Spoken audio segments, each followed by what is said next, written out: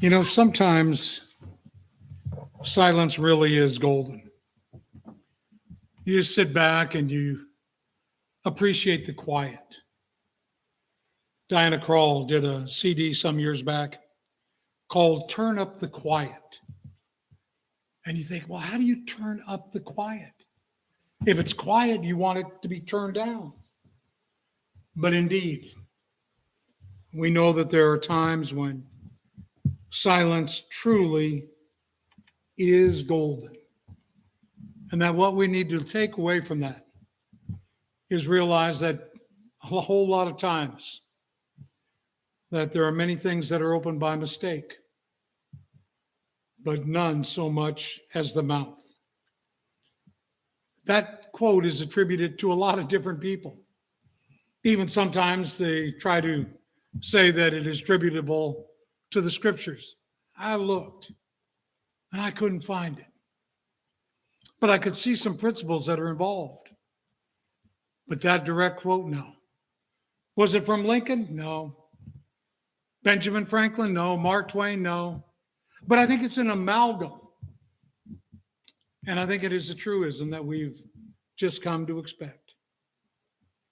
For we all stumble in many ways. We see in the book of James, 3rd chapter, and verse 2. We all stumble. If anyone does not stumble in what he says, he is a perfect man, able to bridle the whole body as well. I'm not able to bridle the tongue. There have been times I've said things, done things, and then had to do a mea culpa following. And I'm sorry. Because there are a lot of things that we say that after we say them, we go, oh, how could I have been such an idiot, such a dolt? How uncaring, how insensitive of me. And we do it all the time. Back in the book of Proverbs, 17th chapter, verse 28, even a fool, when he is silent, is considered wise. When he closes his lips, he is considered prudent. Several years ago, Jim Morey and I were talking in the back about, the need for sermons to be kind of kept brief. And he said, just get up and say, Jesus wept. That's all you need to do. But as I was thinking about this sermon, I was thinking sometimes maybe that's what a preacher should do. Should just simply get up. Even a fool, when he keeps silent, is considered wise. When he closes his lips, he is considered prudent. Sometimes we don't have a lot to say. Sometimes we have a lot to say, but it'd be better off if we didn't say anything. And so that's what we want to do this afternoon, is we want to spend a little bit of time just thinking about when to keep our mouth shut, when not to talk, when not to say anything. Now, you see there Proverbs 21 and verse 23. Whoever keepeth his mouth and his tongue keepeth his soul from trouble. So when we learn how to master the tongue, oh man, we've got it figured out. And that's what we long for. James, in the 3rd chapter, verses 7 through 10. James writes, every species of beast and birds, of reptiles, creatures of the sea, is tamed, has been tamed by the human race. But no one can tame the tongue. It is a restless evil, full of deadly poison. With it we bless our Lord and Father, and with it we curse men who have been made in the likeness of God. From the same mouth come both blessing and cursing. My brethren, these things ought not to be this way. We know that's what James wrote. We understand that James put a premium on what to do with the mouth, how to rein it in. And I think for that reason, many Bible commentators say that James is the Proverbs of the New Testament. Because if you go back and look at the book of Proverbs, there's an awful lot there dealing with the impetuousness of our tongues, of our speech, and the need to guide it, have a cautionary with respect to it, and to really think before we speak at all. So let's get a little bit more specific. Go into the 14th chapter of Proverbs. We're going to drop down into verse 17. And we're going to do a lot of references this afternoon. And nothing earth-shattering, just things for us to hold in mind. Proverbs 14, verse 17. The writer points out, a quick-tempered man acts foolishly, and a man of evil devises his hatred. You ever been angry? Every one of us has.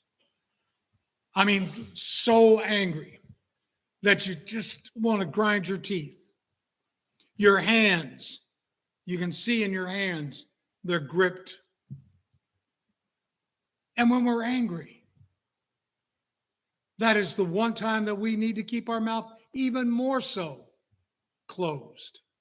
Because with that emotion, it is generally unchecked. And we'll say or do any number of things that we'll regret later on. So when you're angry, kindly keep quiet. But you go, something has to be said. Yeah. But you'd be better off waiting until you chill down, till you cool off. So hold your anger and hold your tongue. And when your anger is under control, then and only then, after you've thought, should you then begin to speak. Because see, a lot of times when we're angry, we don't always have all the facts. Turn over a few chapters more into the 18th chapter of Proverbs. Go down to verse 13. He who gives an answer before he hears, it is folly and shame to him. How many times have you responded without knowing all the facts? I stand condemned. A lot of times when I'm teaching a class or a number of things, somebody will ask a question and I'll speak before I have all the facts. I try to get better at it, but I think people want an answer right away. But what people want is an answer that is truthful, that is Bible-based. And so I need to really listen to get all the facts together. How many times, not necessarily in the class, but how many times in general have we started talking when all the facts weren't in evidence? As parents, we do it a lot. Kids will come in and they'll be called into the carpet, and you won't have all the facts. And you make a decision, you say something, and then you regret it later on. As adults, we do the same thing. Get the facts before you begin to speak. Now, notice these two things have a premium to them. And what that is that there be a time frame, that you stop and you think. Now, James writes, and we know it very well, but let everyone be quick to hear, slow to speak, slow to anger. So easily said. It just drips off the tongue. But how hard is it to do that? Because our mind is quite active.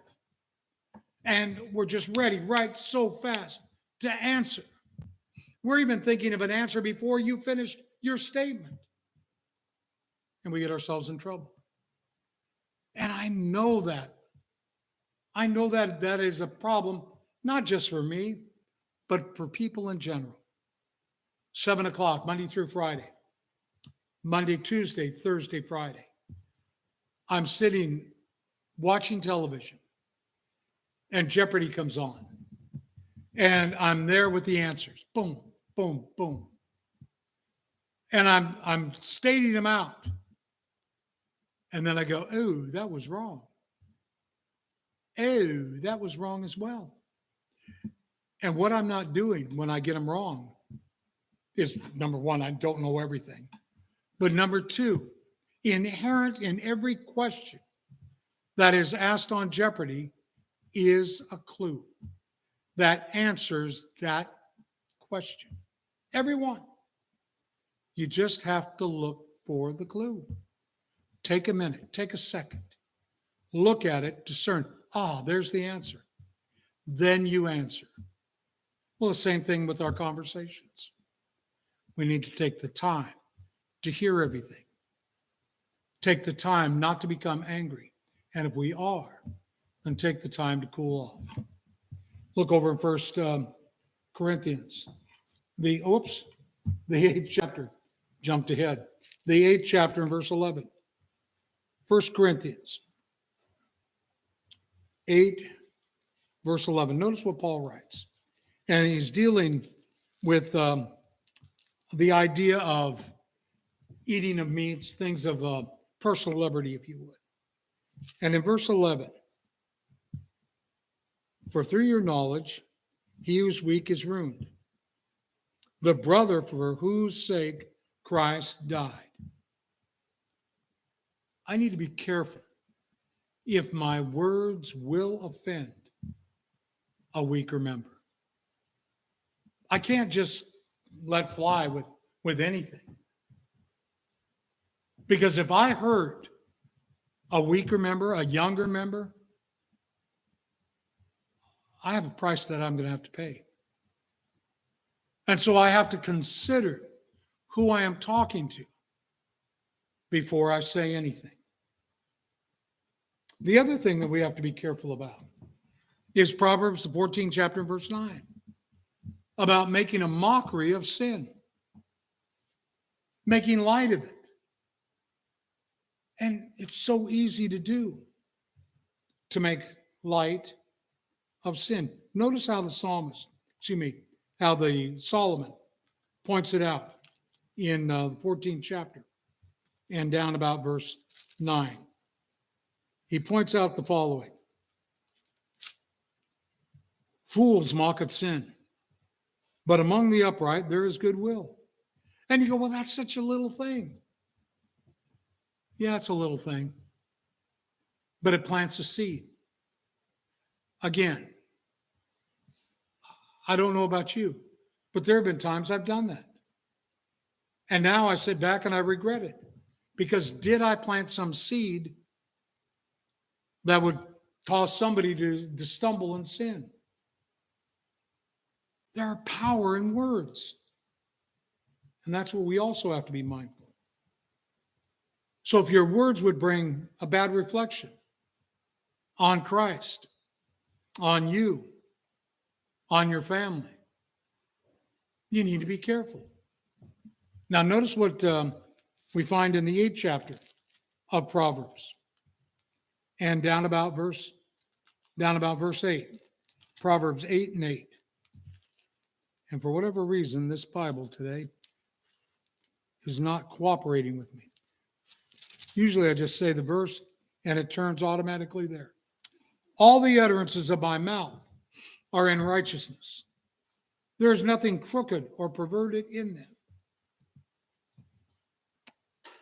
What I say has got to reflect Christ living in me. So the words that I choose, I heard something ludicrous and read it after I had heard it in Psychology Today. And what it was doing was trying to champion the idea that people with advanced intelligence use foul language, vulgar language, more than anyone else. And it is a sign of intelligence. And I'm thinking, what idiocy. It is a cheap way to get attention. You relegate yourself to a baser level because you cannot find the word adequate enough to express yourself. And I didn't buy it even for a minute, never will. Now, you say, well, you talked earlier about getting all the facts. I've gotten all the facts. And the facts to me just don't line up. And when you hear someone using base language, do you think of somebody intellectual? But you think of somebody who's guttural, common. But if you hear somebody who's articulate, who is able to express emotion without having to resort to such coarse language, to me, that's a little bit more, and I don't want to use the word impressive, but how about the word acceptable, non-offending? Movies today, you have to go through them and go, bad word alert, bad word alert, bad word alert. And we're talking about PG movies. And you hear it on the street. I never thought in my life I would hear women using such guttural language as you now hear at the grocery store or out in the common workplace or the common society. Never. It brings defamation on their family, defamation on themselves. And people used to, when they might accidentally say something and apologize, not anymore. They don't even take the time to apologize. Oh, I'm sorry. Phraseology, pardon my French. I know a little bit of French, and it doesn't have to be that way. I know a little bit of French, a little bit of Spanish, and un poquito of English. So now I can get myself in trouble in too many ways. But never, if you're going to open your mouth and bring defamation, bad reflection on yourself, on Christ, on anyone, keep your mouth quiet. 14th chapter of Proverbs. Look down at verse 10. And in verse 10, the heart knows its own bitterness, and a stranger does not share its joy. Well, I look at that and I go, well, what's my takeaway? And my takeaway is that it's better to keep your mouth quiet if it's none of your business. You don't need to be sharing everything with anybody. Linda says something I think is really a good statement. If you want to talk about somebody or something, and she'll go, no, it's their story to tell. It's their story to tell. It's not my story. Now, it's not a bad thing or indifferent thing. It might even be an indifferent thing or even a good thing. It's their story. Let them tell it. So if I'm going to share something that's none of my business, I need to keep quiet. If you're tempted to tell an outright lie, bold-faced lie, you're better off to keep quiet. We were talking in class this morning about some of those that we have as elected officials that are prevaricators of the greatest degree. And they have definitely found a way around it. And they hedge. And if you really listen to them, you can tell they're going to lie. Here it comes. Wait for it. And it'll be there. And they get spokespeople who are PR experts who begin to twist and to bend after they've spoken the lie. We as a people do not need to be lied to. We as members of the body of Christ do not lie to one another, nor do we lie to other people. So if you're tempted to lie, don't.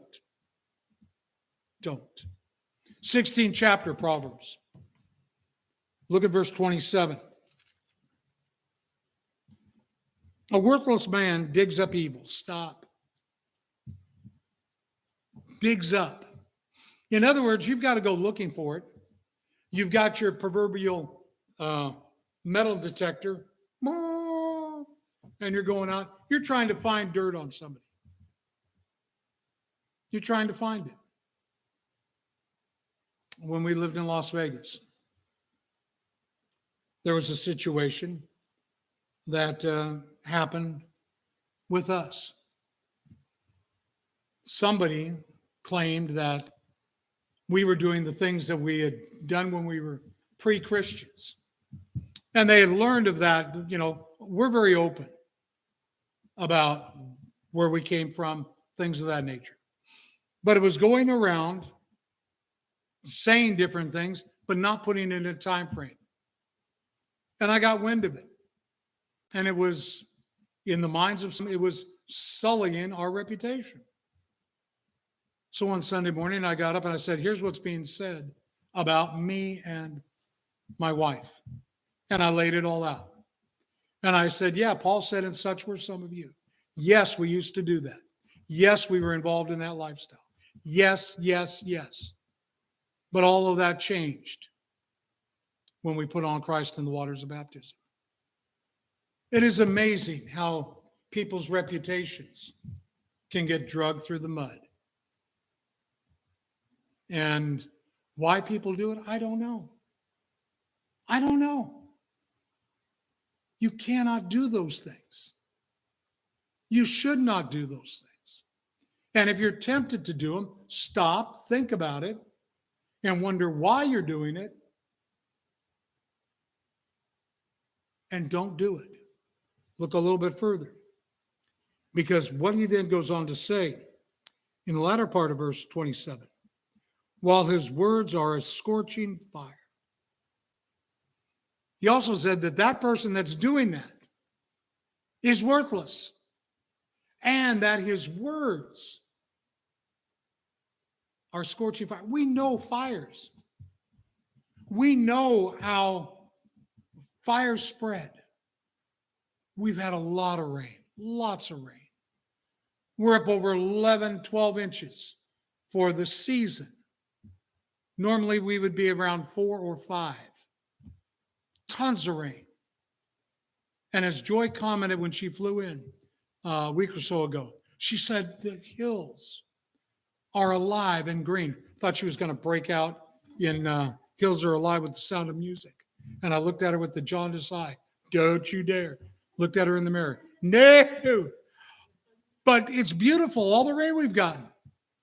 It's green everywhere. Green growing up in the parking lot where the cracks are. Look close. You'll see little pieces of green clover coming up.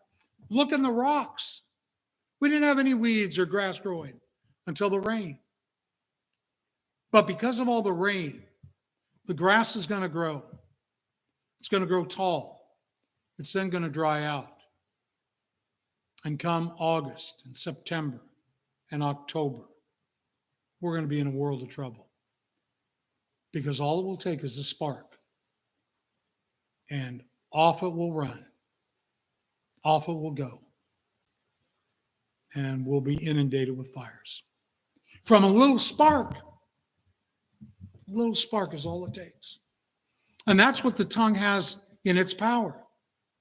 And so when Solomon writes about this and says, you know what, the person that does that is worthless. Now, if you were to go back in the 6th chapter and you look and see of the 7 things that are abomination to God, one who spreads or stirs strife among brethren. And that's exactly what we're talking about. But we're not done yet. He who restrains his words has knowledge. And he who has a cool spirit is a man of understanding. Proverbs 17:27. So, in the 25th chapter, verse 28 of Proverbs, you go over there and you find that the writer points out that if it's going to cause a rift in a relationship, you don't want it to speak. Look at verse 28 of the 25th chapter. Like a city that is broken into, without walls, is a man who has no control over his spirit. If it's going to cause rift in the friendship, don't. So far as depends on you, Paul writes in the 12th chapter of Romans. So far as depends on you, be at peace with all people. Be at peace with all men. The incumbency lays with you. And I've heard individuals, when that was brought up, when brethren are having difficulties, that one will say, you know what? I can't forgive you. I can't accept it. When asked why, the person said, because I didn't think of it in the first place to do that. Ridiculous. What we want to do is foster friendships, deepen relationships, and realize that the tongue has the power to sever that so very quickly. In James, the 4th chapter, 3rd chapter, and verse 9, James talks about the tongue. And if you're feeling critical about others, watch what you say. Watch what you say. Be careful of what you say, because you don't know where it's going to go and what it's going to lead to. Keep your mouth quiet when it's time to listen. 13th chapter of Proverbs. The very first verse of that 13th chapter, notice what Solomon writes and points out. A wise son accepts his father's discipline, but a scoffer does not listen to rebuke. Listen. When you're supposed to be listening, learning, growing, you don't need to be talking. You don't need to be talking. And that's what James talks about. Be quick to hear, slow to speak, slow to anger. We've got to get there. And our mouth wants to go. My father said of me when I was younger, he would be exasperated because I'd be talking all the time. And he looked at me and he goes, Bruce, you've been vaccinated with a phonograph needle. Now, y'all don't know what a phonograph is, do you? But that's what he said. And Joy and I were talking at lunch about polio vaccinations. During that day and time I was growing up, vaccinations were a big role, big part of being a kid. You'd line up at school and you'd go to get your various vaccines, or you'd get them in sugar cubes. But I talked so much, I wouldn't listen.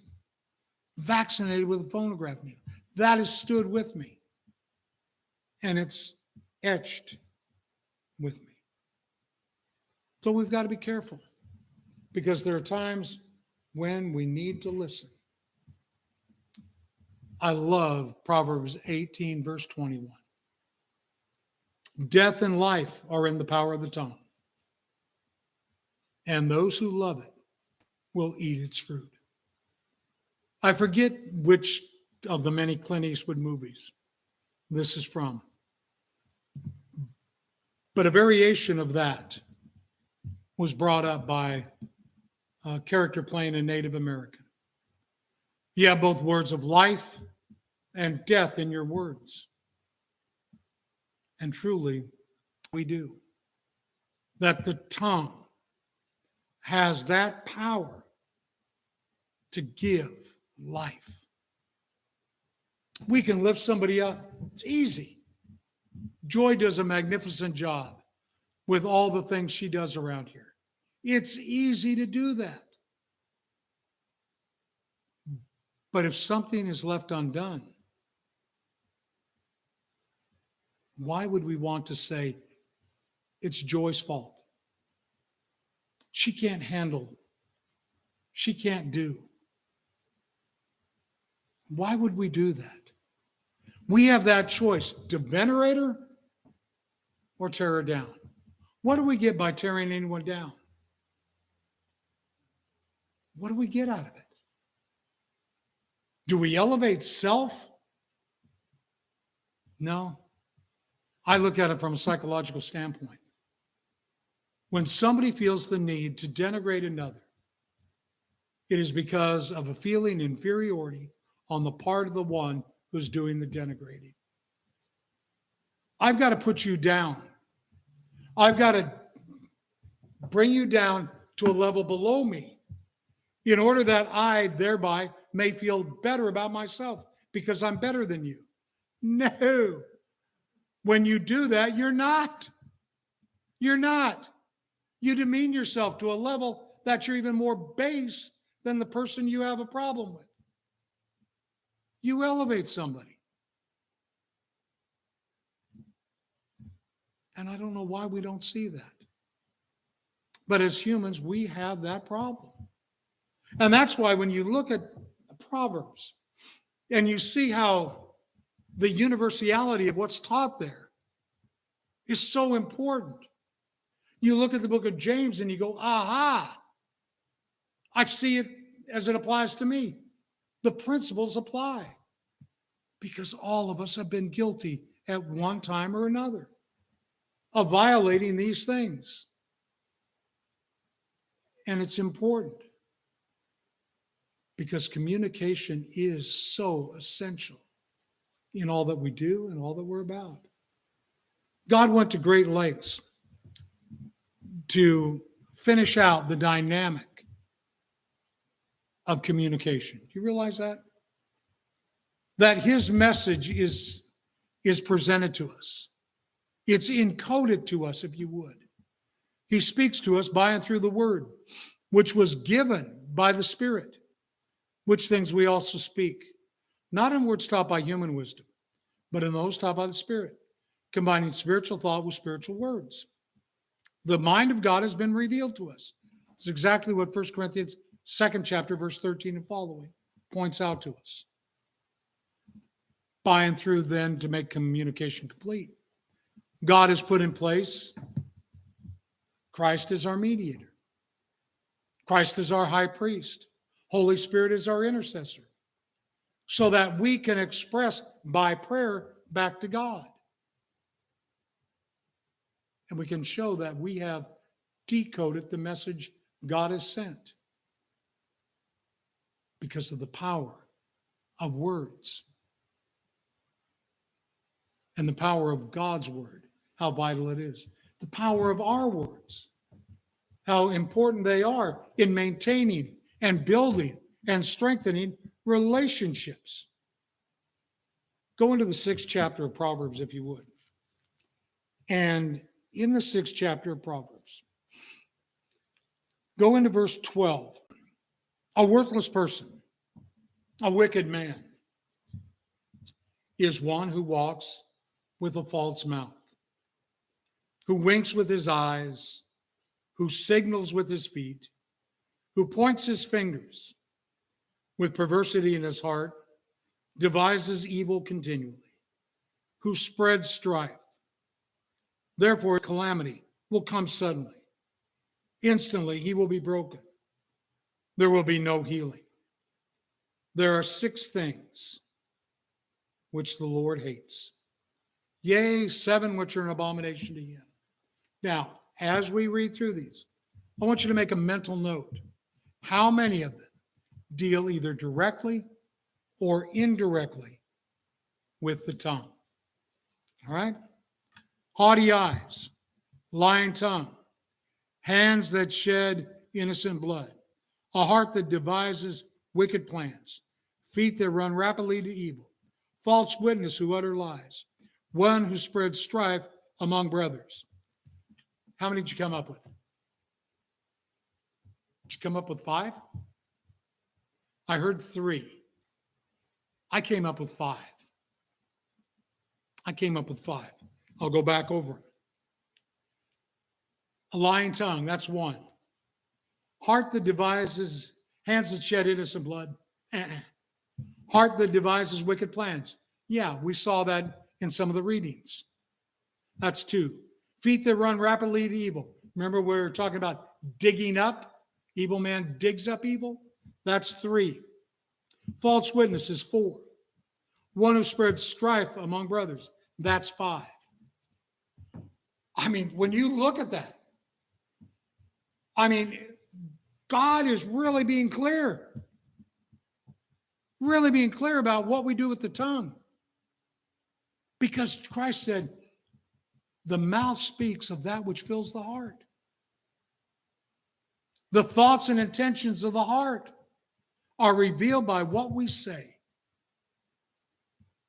So yes, there are times when we're better off not opening our mouth whatsoever. And if you can't say, I hate to quote my mother again, Bruce, if you can't say something nice, don't say anything at all, is what she would tell me on numerous occasions. Because I'd come into the house ready to rat out either my brothers or my sisters or somebody else or want to denigrate them. If you can't say something nice, don't say anything at all. But. It was good advice. Biblical advice, if you would. And something that we should hold on to. More often than not, silence is golden. And you know what's funny? Is when I'm quiet, people wonder why I'm quiet. They go, are you sick? Are you not feeling well? What's wrong? And sometimes I'm just being quiet. I guess I need to do that more often. And I marvel and I appreciate and I applaud those who are quiet. Still waters run deep. And you can tell by the way I talk so much that my waters aren't that still, so they must not run very deep. So I'll leave you with those thoughts this afternoon and trust that you were able to take something away from it.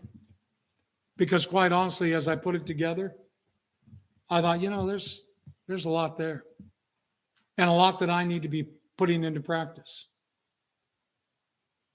Because, I do talk a lot. But I need to be more about the aspect of building up and expressing my appreciation all the more. And we can do that. That's so easy. So easy.